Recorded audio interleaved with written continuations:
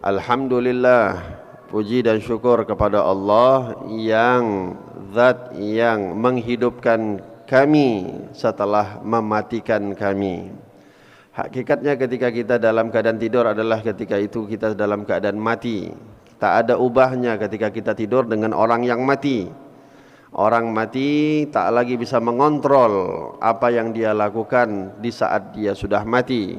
Begitu juga orang yang hidup, yang dalam keadaan tidur, ya, orang tersebut pun tak lagi bisa mengontrol bagaimana cara akalnya berjalan, bagaimana tubuhnya bergerak, karena semua lepas di tanggungannya Allah Subhanahu wa taala. Oleh sebab itu ini merupakan nikmat. Alhamdulillah masih dikasih umur oleh Allah Subhanahu wa taala. Banyak orang ketika tidur mati kecil, berlanjut terus tidurnya sampai mati yang besar. Nikmat yang diberikan oleh Allah patut untuk kita syukuri. Mudah-mudahan insyaallah dengan syukur tersebut, yang sebagaimana dikatakan oleh Allah dalam Al-Quran, la in syakartum la azidannakum wa la in kafartum inna azabi lasyadid. Semuanya insyaallah pada mengetahui tentang perintah syukur yang diperintahkan oleh Allah Subhanahu wa taala kepada kita. Harapan kita banyak bersyukur, nikmat yang diberikan oleh Allah tidak dicabut oleh Allah Subhanahu wa taala kepada kita. Makin kita banyak bersyukur, mudah-mudahan senantiasa nikmat tersebut ditambah demi nikmat, tambah nikmat demi nikmat oleh Allah Subhanahu wa taala. Amin ya rabbal alamin. Sebelumnya yang sama kita hormati para alim ulama, abu-abu, tengku-tengku, imam syi, ya, imam kampung, dan begitu juga orang-orang tua kami yang tidak dapat kami sebutkan satu persatu, teman-teman, saudara-saudara daripada Safari Subuh, Jumat Berkah dan yang lain-lain. Mudah-mudahan insyaallah apa yang kita lakukan, khususnya tadi kita beribadah salat subuh berjamaah, dan insyaallah sekarang ini kita dalam keadaan saling menuntut ilmu di jalan Allah Subhanahu wa taala sampai nanti insyaallah masuknya waktu isyraq, dan kita nanti insyaallah akan tutup dengan mengerjakan salat sunnah. Mudah-mudahan insyaallah sebagaimana janji Nabi Muhammad sallallahu alaihi wa ala alihi wasallam, kata Rasulullah sallallahu alaihi wasallam, man shalla ghadah fil jamaah, barang siapa yang salat subuh berjamaah, ya, thumma yaq'udu yadhkurullah, dan dia duduk berzikir kepada Allah Subhanahu wa taala. Makna zikir itu bukan hanya pegang tasbih kita berzikir subhanallah, alhamdulillah, Allahu akbar, itu saja bukan.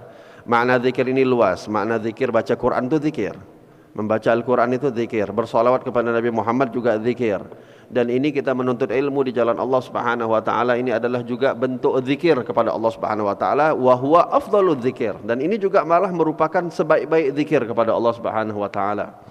Oleh sebab itu kata Nabi sallallahu alaihi wasallam, man shalla ghadah fi jamaah, barang siapa yang salat subuh berjamaah, thumma yaq'udu yadhkurullah hatta yatlu'a asy-syams, dan dia duduk berzikir kepada Allah sampai terbitnya matahari, wa shalla raka'atain, dan dia tutup dengan salat 2 rakaat, falahu ajru hajjah wa umratan tammah, maka orang tersebut akan mendapatkan salat subuh berjamaah, duduk berzikir kepada Allah sampai masuk waktu isyraq, sampai masuk waktu isyraq. Ini syarat yang kedua.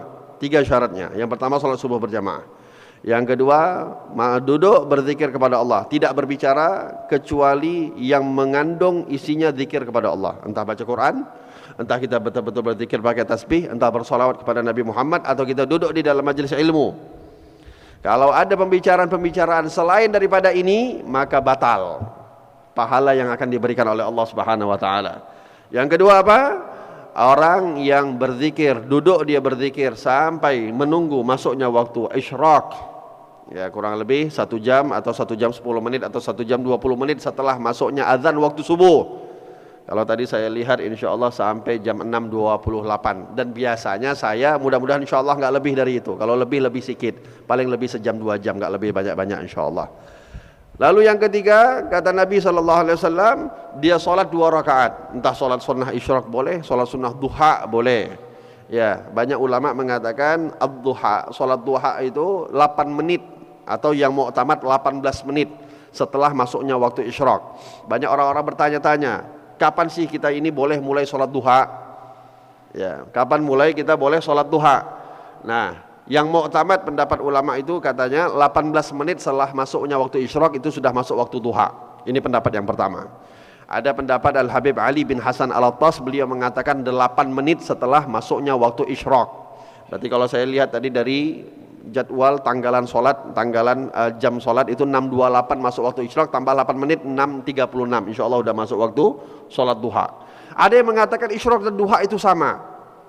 Ketika masuk waktu isyraq Anda mau solat duha langsung juga boleh, tidak masalah. Ala kulli hal, ini semua pendapat ulama biasa. Al-ikhtilaf ala ummati itu rahmah, kata para ulama. Perbedaan pendapat dari kalangan umatku itu adalah rahmat, merupakan satu bentuk rahmat dari Allah Subhanahu wa taala. Bebas, kalau banyaknya ulama-ulama yang berbeda pendapat, kita akhirnya bisa memilih satu pendapat ini. Kalau misal kurang pas dengan kita, bisa milih pendapat ini. Kurang pas dengan kita, bisa pilih pendapat ini. Ini merupakan rahmat diberikan oleh Allah Subhanahu wa taala. Apa yang diberikan oleh Allah kepada orang yang mengerjakan 3 hal ini? Kata Nabi, falahu ajrun hajjah wa umratan tamah. Dia akan mendapatkan pahala haji dan umrah. Disebut nama Nabi 3 kali, tamah, sempurna. Ini hadirin, kita nggak tahu nasib kita pada tahun ini bisa pergi haji atau enggak. Yang jelas umrah sampai sekarang belum buka. Udah 2 tahun haji ditutup untuk kita karena masa pandemi. Dan jangan gerasak gerusu, dan jangan kita langsung wah ini bagaimana, enggak. Dari dulu juga sudah pernah kejadian-kejadian haji itu ditutup, bukan di masa kita saja. Jadi insya Allah memang ya sudahlah, kita ini adalah orang-orang yang pasrah saja sama Allah Subhanahu wa taala. Makanya selagi kita dikasih kesempatan oleh Allah untuk bisa berbuat baik, buat. Jangan pernah nunda-nunda kebaikan.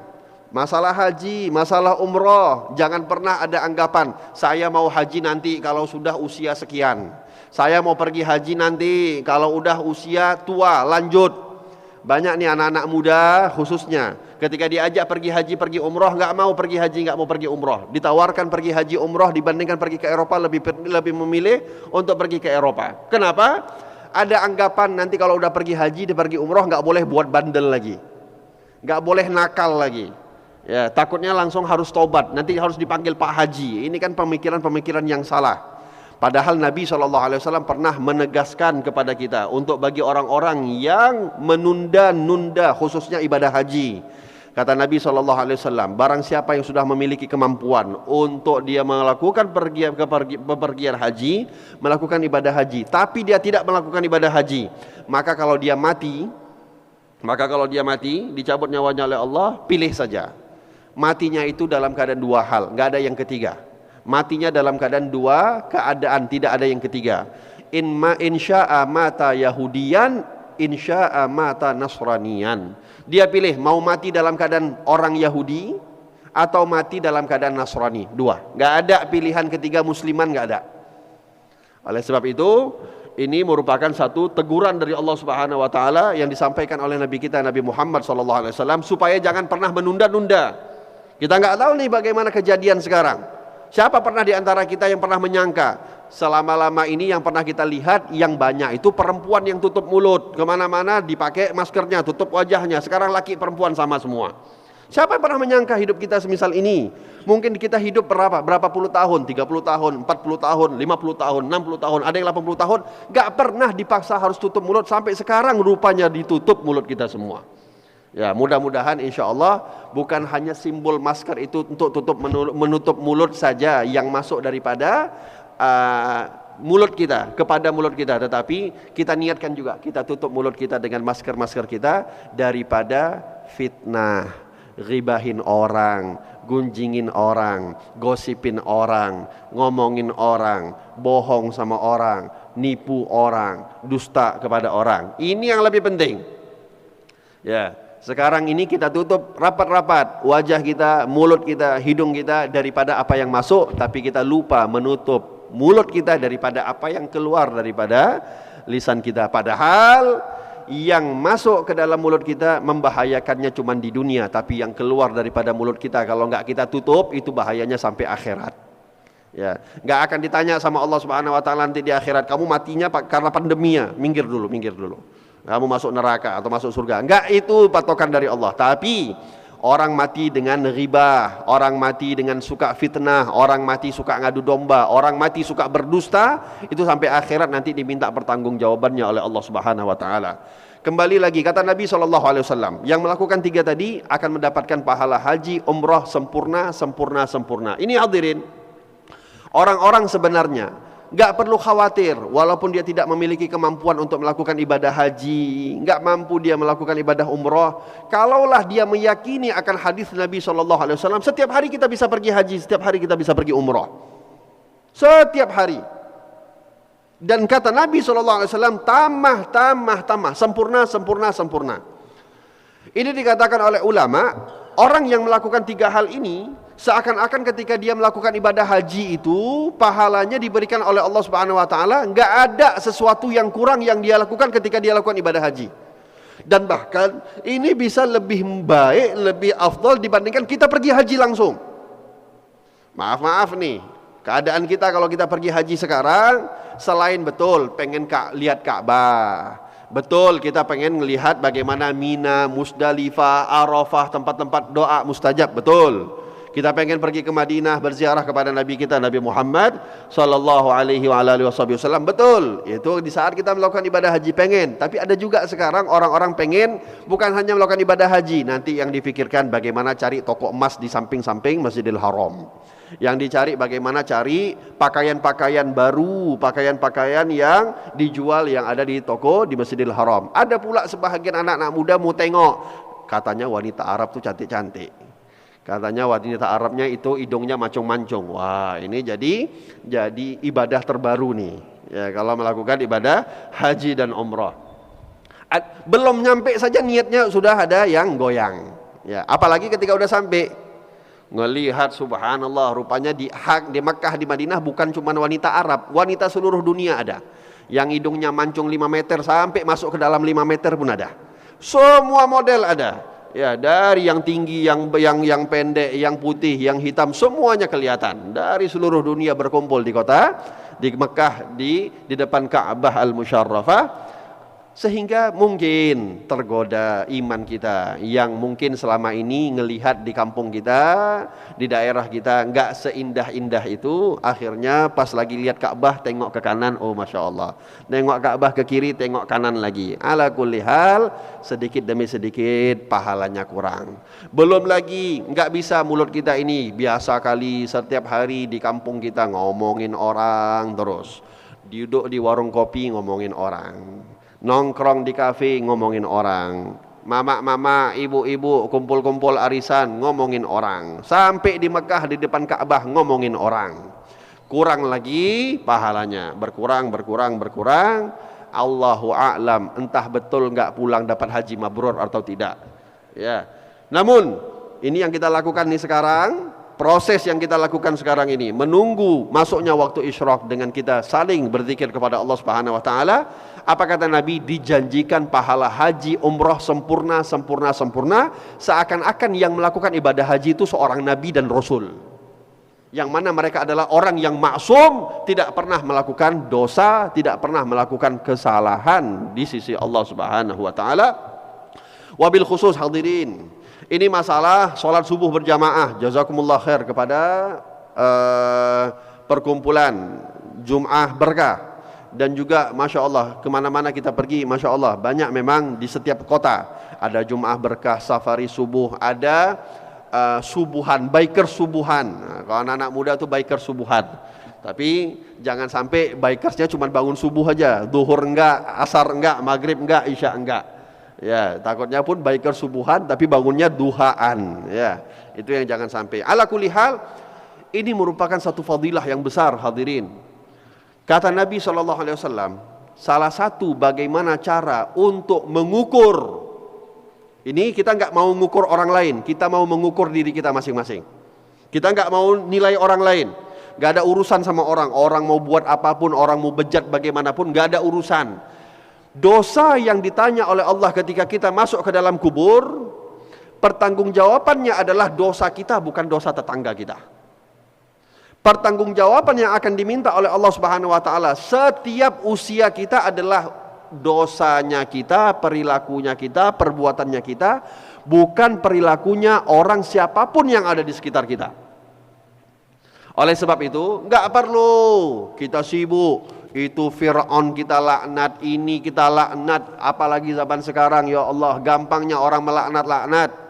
Ya, pejabat enggak sependapat dia laknat, ini dia laknat, semua dilaknat. Seakan-akan dia orang yang paling selamat daripada laknatnya Allah Subhanahu wa taala. Padahal tidak akan ditanya oleh Allah. Nanti ketika kita di akhirat, saya jamin. Ya, walaupun saya belum mati, belum pernah ngerasain kubur, tapi saya jamin, saya dengar daripada Nabi kita Nabi Muhammad. Ya, saya dengar daripada Nabi Muhammad. Gak ada satu orang pun yang ditanya oleh malaikat Munkar dan Nakir, apa dosanya Fir'aun? Gak ada. Apa dosanya Abu Jahal? Gak ada. Apa dosanya Abu Lahab? Gak ada. Gak itu yang ditanya. Yang ditanya oleh malaikat Munkar Nakir, dosa kamu apa? Salah kamu apa? Maksiat kamu apa? Itu yang ditanya. Oleh sebab itu kita bukan orang yang suka nilai-nilai orang. Enggak.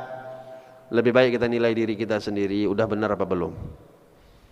Dan ada satu tips kata Nabi SAW, supaya kita bisa mengetahui kita ini sebenarnya orang munafik apa enggak sih. Kita ini termasuk orang yang munafik apa enggak.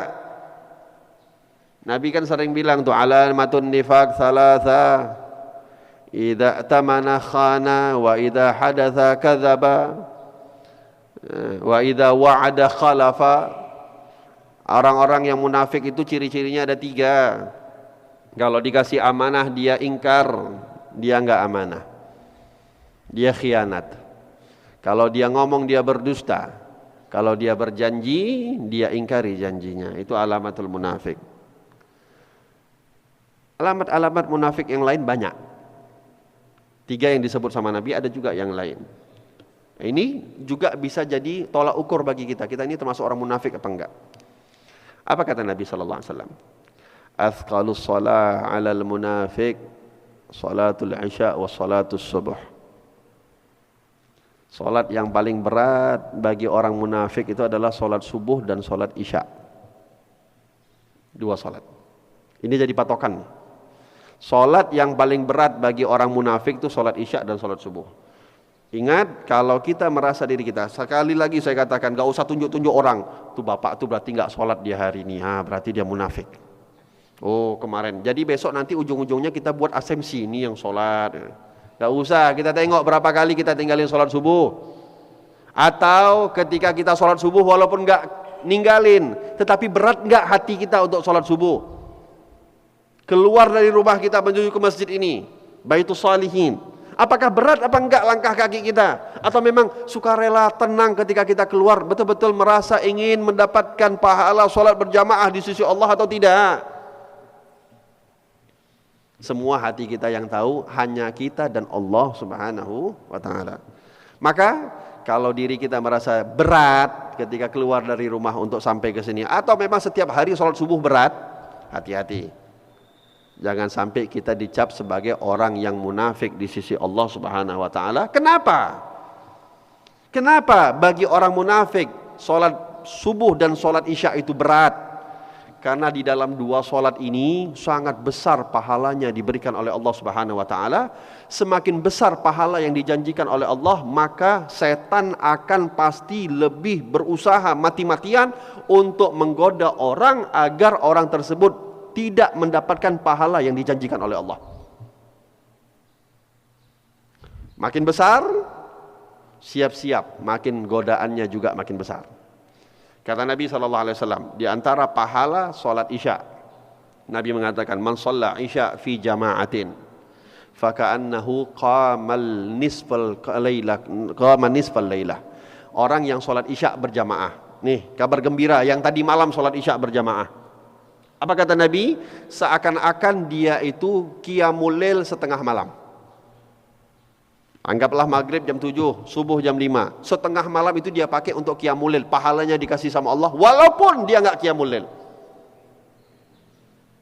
Lalu kata Nabi Muhammad, wa man shalla subh fi jamaah fa ka'annama qamal laila kullah. Dan orang yang salat subuh berjamaah, maka orang tersebut dianggap oleh Allah Subhanahu wa taala seakan-akan dia qiyamul lail sepanjang malam. Sebenarnya hidup kita ini nikmat, hadirin. Kita ini sebenarnya sangat nikmat. Tapi yang membuat kita nikmat ini adalah kita dijadikan sebagai umat Nabi Muhammad. Ya, kita dijadikan sebagai umat Nabi Muhammad ini, kita ini harusnya bersyukur. Salah seorang ulama mengatakan, banyak di antara orang yang lupa ketika dia bangun daripada tidurnya, dia baca alhamdulillahilladzi ahyana ba'da ma amatana wa ilaihi nusyur, dia bersyukur dia masih diberikan umur oleh Allah, tapi dia enggak bersyukur di hari itu dia dijadikan sebagai umat Nabi Muhammad. Mohon maaf kalau kita mau bandingkan dengan umat-umat nabi-nabi terdahulu, enggak ada apa-apanya kenikmatan yang Allah berikan kepada mereka dibandingkan kenikmatan yang Allah berikan kepada kita. Kita ini ibadah sedikit, pahalanya dilipat-lipat gandakan oleh Allah Subhanahu wa taala. Minimal 10 kali, maksimal enggak terhitung. Ada yang 700 kali, 7.000 kali. Suka-suka Allah mau kasih berapa. Tapi Bani Israel atau umat-umat Nabi terdahulu, mereka buat satu ya pahala satu. Bahkan umat Nabi Muhammad buat dosa satu, kalau belum dibuat dibatalkan dapat pahala. Udah dibuat baru dapat satu dosa. Tapi umat terdahulu baru niat buat dosa udah dapat satu dosa, dibuat 10 kali lipat, dilipat gandakan oleh Allah. Kan jauh berbeda. Umat dulu mereka mati-matian kalau mau ibadah ratusan tahun, 500 tahun, 600, 700 sampai 1000 tahun, ada yang 1500 tahun. Umat Nabi Muhammad gampang 60 tahun, 70 tahun. Tapi 60 tahun, 70 tahun itu yang membuat umat-umat 1500 tahun, 1000 tahun usia mereka enggak bisa masuk surga, nungguin yang 60 tahun ini masuk. Kenapa ini semua diberikan oleh Allah? Karena kita sebagai umat Nabi Muhammad. Ini kemarin kita masuk lewat daripada bulan Rabiul Awal, sekarang kita masuk bulan Rabiul Tsani. Perbanyak sholawat kepada Nabi Muhammad.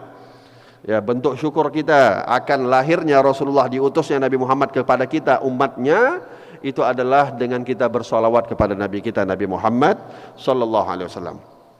Lalu hadirin, ya, bagaimana nikmatnya kita, umur singkat diberikan pahala yang besar di sisi Allah Subhanahu wa taala. Bahkan Nabi mendoakan khusus bagi orang-orang yang mengerjakan sholat subuh berjamaah. Kata Nabi Muhammad, Allahumma barik li ummati fi bukuriha. Ya Allah, berkahilah umatku di setiap pagi harinya.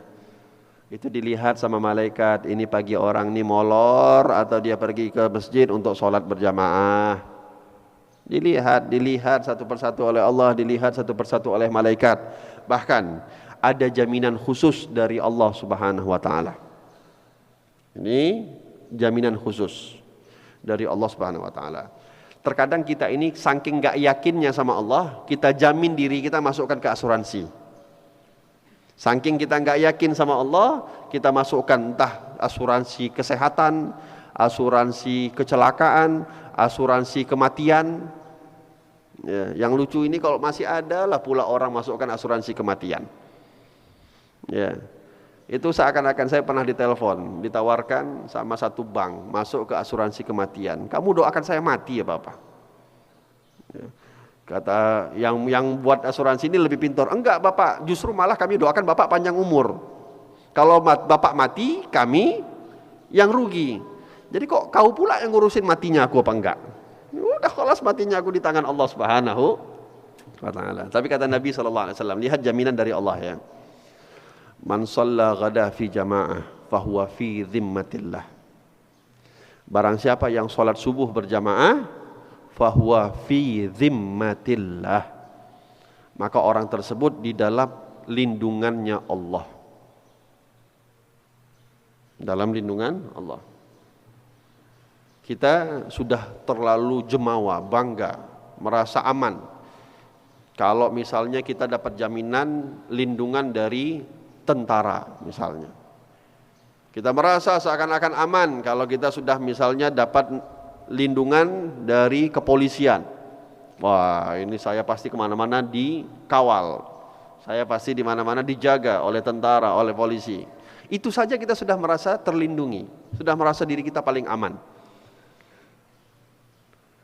Ini yang menjamin perlindungan untuk kita setiap hari adalah yang menciptakan tentara yang melahirkan polisi, dan yang melindungi tentara dan polisi.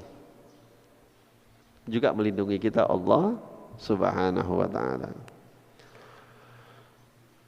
Dulu ada satu orang yang sangat kejam, hidup di masa sahabat Nabi Muhammad setelah wafatnya Rasulullah. Satu orang namanya Hajjaj ibn Yusuf. Hajjaj ibn Yusuf ini adalah salah satu gubernur yang hidup di masanya Yazid bin Muawiyah. Kita tahu ya, masa-masa Bani Umayyah ketika itu sangat mudah terjadinya pertumpahan darah.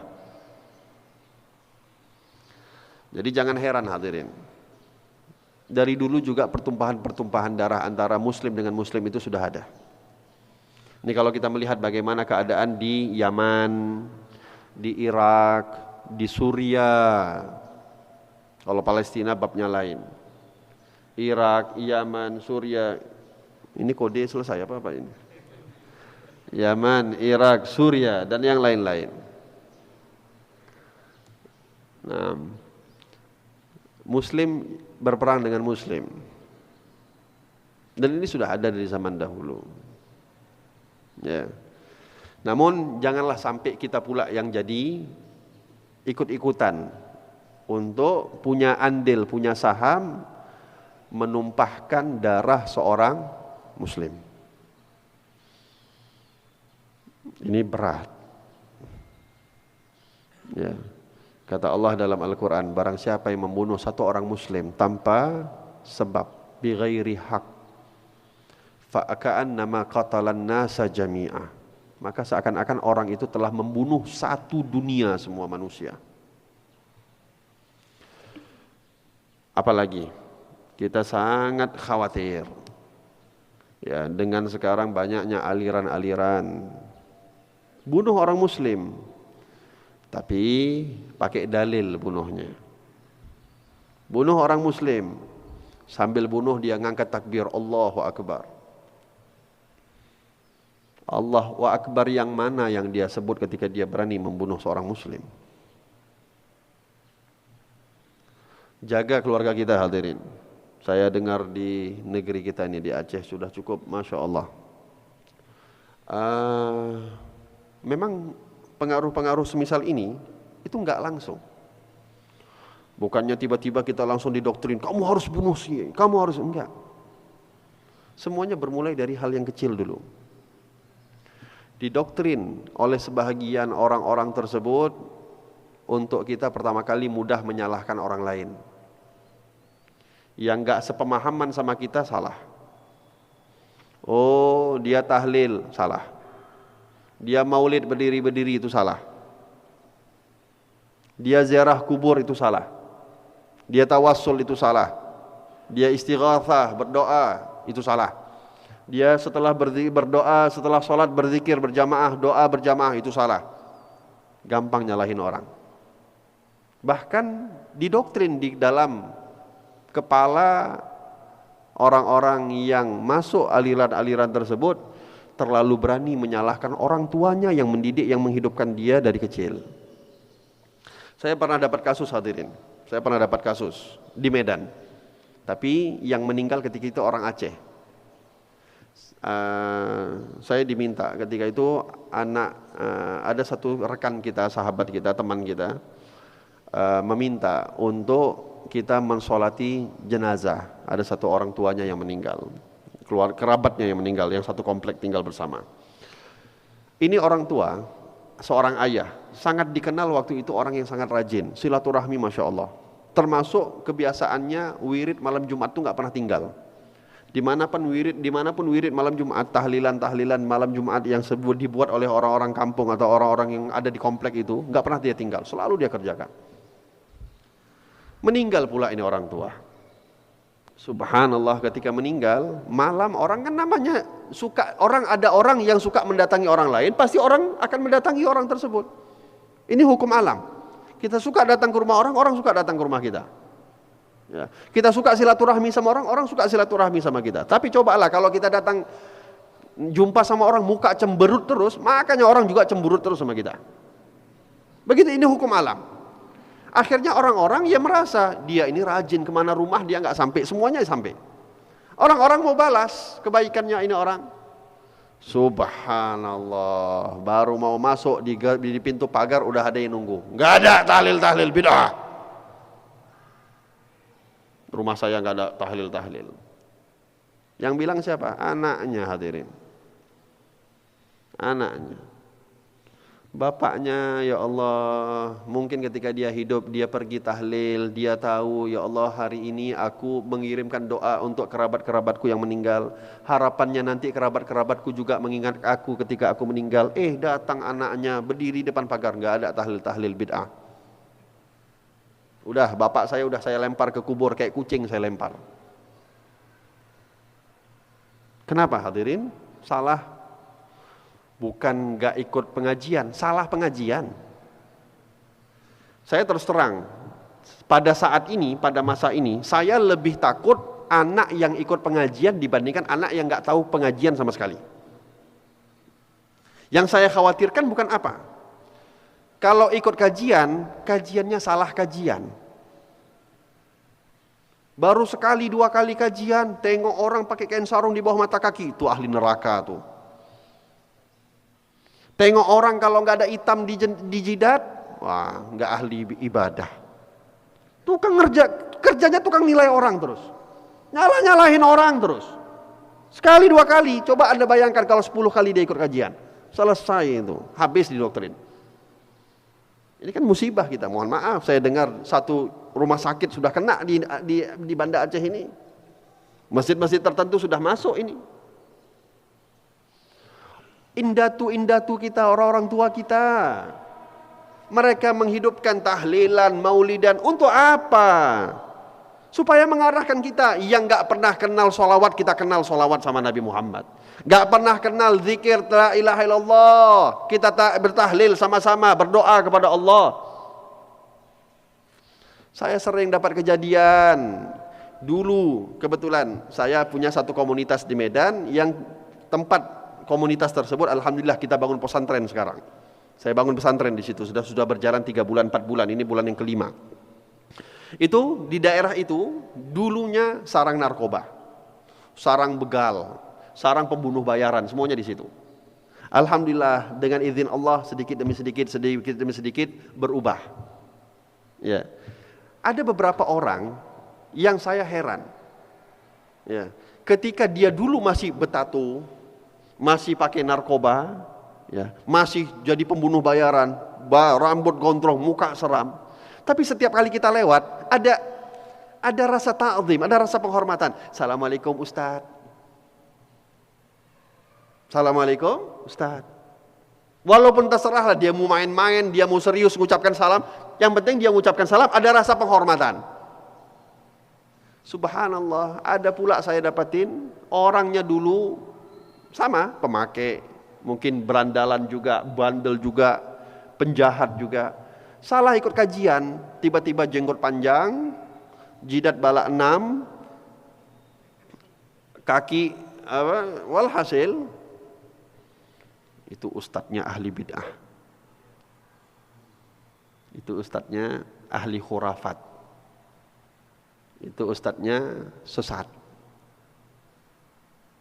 Ini apa yang membuat? Ya, kalau saya bilang bagus dia jadi penjahat saja daripada udah ikut kajian merasa dirinya orang hijrah atau orang tobat. Oke lah saya yang nggak ada apa-apanya dibilang sesat, dibilang bid'ah, tapi sampai berani bilang Imam Syafi'i itu ahli bid'ah, kayak mana caranya? Sampai berani mengatakan Imam Nawawi itu nggak ngerti ilmu, yang lebih ngerti ilmu itu ustadznya dia itu siapa? Gimana caranya? Dan ini mulainya di situ, hadirin. Salah kajian akhirnya mudah nyalahin orang. Kita ini simpel saja ya. Orang semakin pendek, semakin kecil wawasannya, maka semakin mudah dia menyalahkan orang. Semakin luas wawasan seseorang, maka akan semakin menerima toleransi kepada siapapun yang ada di sekitarnya. Ini perlu kita ketahui. Oke, awalnya nyalahin orang, terus pakai dalil nyalahinnya. Naik lagi derajat, bid'ah. Udah bid'ah, udah kayak zikir di mulutnya, naik lagi syirik. syirik. Tengok itu syirik. Udah kayak zikir, udah rutin syirik, naik kafir. Muslim kafir. Ahli neraka kafir. Gak pantas di surga. Kayak dia dapat kaplingan di surga nanti, hadirin. Naik lagi, ini yang paling parah, halal darahnya. Jadi jangan heran, ini semua ada tahapan. Gak ada orang tiba-tiba ya berubah hijrah terus bawa bom kemana-mana menghalalkan darah orang kalau tidak ada prosesnya, hadirin. Ini ada proses semuanya. Jangan sampai anak kita yang ikut proses itu. Jangan sampai istri kita ikut proses itu. Jangan sampai kerabat kita ikut proses itu. Ini bahaya. Ya. Marhaba. Lalu dikatakan dulu di masa sahabat ada satu orang zalim namanya Hajjaj ibn Yusuf. Hajjaj ibn Yusuf ini enggak melihat pandang bulu, hadirin. Siapapun yang kalau mau dibunuh sama dia dibunuh. Termasuk orang-orang Mekah, sahabat banyak dibunuh di tangannya Hajjaj ibn Yusuf. Salah satunya adalah Sayyidina Abdullah ibn Zubair, putra daripada sahabat yang mulia, salah seorang yang dijamin oleh Allah masuk dalam surga, mubasyirina bil jannah, Zubair ibn Awam, putra daripada Asma binti Umais.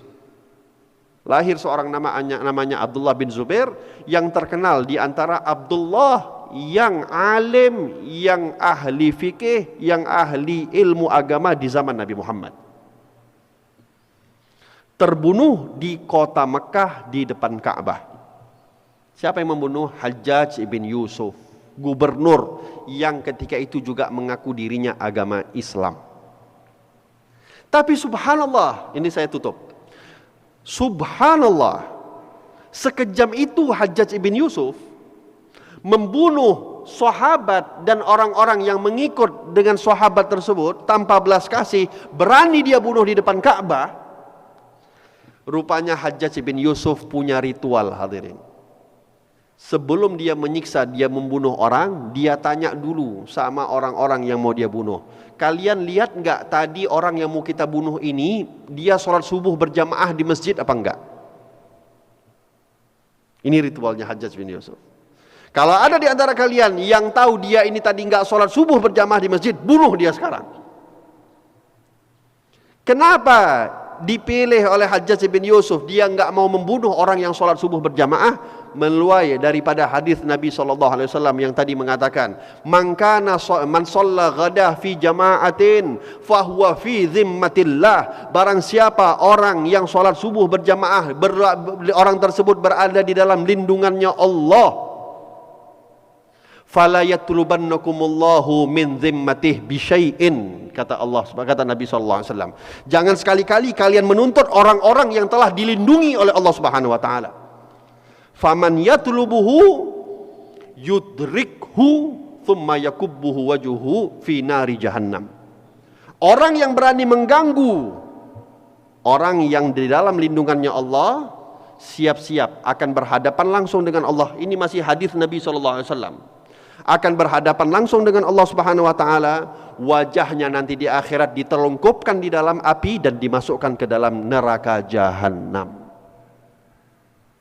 Kita semua insya Allah masih dalam lindungannya Allah Subhanahu wa ta'ala. Kalau kita sudah dalam lindungan Allah, untuk apa lagi kita takut, hadirin?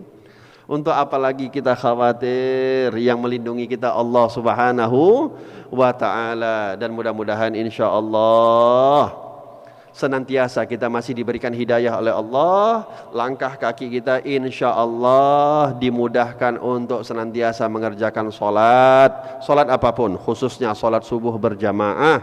Wabil khusus ini hari Jumat adalah sayyidul ayyam, penghulu daripada seluruh hari yang diberikan oleh Allah Subhanahu wa ta'ala.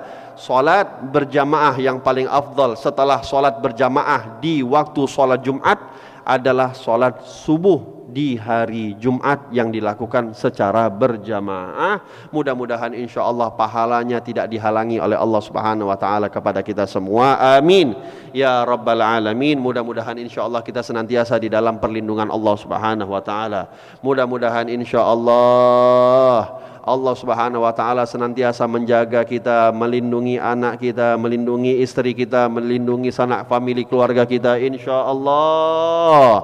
Pada sepagi hari ini insyaallah jangan lupa sebentar lagi jangan langsung keluar dari masjid. Yang batal wudunya silahkan berwuduk kembali, balik lagi ke dalam masjid, sholat 2 rakaat supaya jangan sampai satu lagi yang kita kerjakan akhirnya kalau kita tinggalkan kita tidak mendapatkan pahala haji dan umrah. Ini nanti pulang dari sini boleh yang keluar dari masjid sholat 2 rakaat nanti pulang bilang saya Pak Haji, boleh, enggak masalah.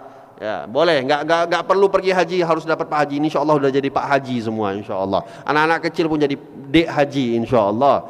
Ya, jangan ditinggalkan dan mudah-mudahan insyaallah pahala demi pahala diberikan oleh Allah Subhanahu wa taala untuk menjadi tabungan amal akhirat kita insyaallah. Amin ya rabbal alamin. Diberkahi umur kita oleh Allah Subhanahu wa taala sebagaimana doa Nabi Muhammad sallallahu alaihi wa ala alihi wa sahbihi wasallam. Amin ya rabbal alamin.